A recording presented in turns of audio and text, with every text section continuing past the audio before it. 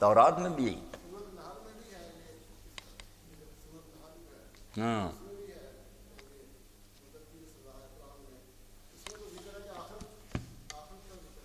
نہیں، سورہ نحل جو ہے نا مکی دور کی، اس وقت نہ کوئی اسلامی حکومت نہ کوئی سزائیں، اس وقت تو زنا پر بھی کوئی سزائیں نہیں آئی. وہ پڑھیں گے صرف یہی کہا جائے کہ برے ہیں کام، یہ سزا وغیرہ نہیں ہوگی.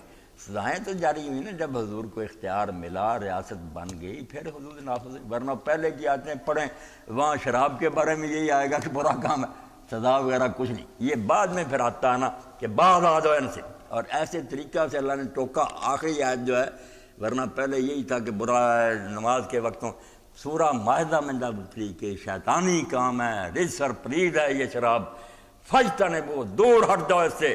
اور آخر میں اتنا زوردار ہے کہ ویسے کہ رک جاؤ، یہ معمول ہے، فہل انتم منتہون، اور رکو گے یہ نہیں. اس وقت حضرت عمر نے کہا انتہینا، اللہ رک گئے، ہم بعد آ گئے. پھر توڑ دی گئی اور آپ نے سزائیں مقرر کر.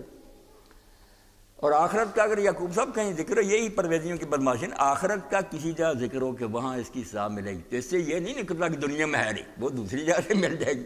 آخرت میں لازماً ہر گناہ کی سزا ہونی ہونی نا، مگر اس کے ساتھ جو ہے کہ دنیا میں کیا، وہ دوسری آیتیں دیکھیں گے، حدیثیں دیکھیں گے، پتہ چلے گا. قرآن نے یہی کہا کہ جو رسول سے باز نہیں آتے اللہ رسول کے ساتھ جنگ، سزا نہیں بیان کی. مگر حضور صلی اللہ علیہ وسلم نے جب معاہدہ کیا نجران کے عیسائیوں سے، مسلمان تو گزارا ہے، انہوں نے کہا ہم مبالغہ نہیں کریں گے، صلح کرتے ہیں، آپ ہم پر خراج لگا دیں، ہم اسلامی حکومت کو دیں. ان میں جو شرطیں منوائیں ان میں یہ بھی تھا کہ نجران میں سود نہیں ہوگا، سود لینا. اور یہ کہا کہ اگر سودی کاروبار شروع ہو گیا معاہدہ ختم، اور ہم پولیس ایکشن کریں گے، فوج داخل ہو جائے گی اور سارا تمہارا علاقہ چھین لیا جائے گا.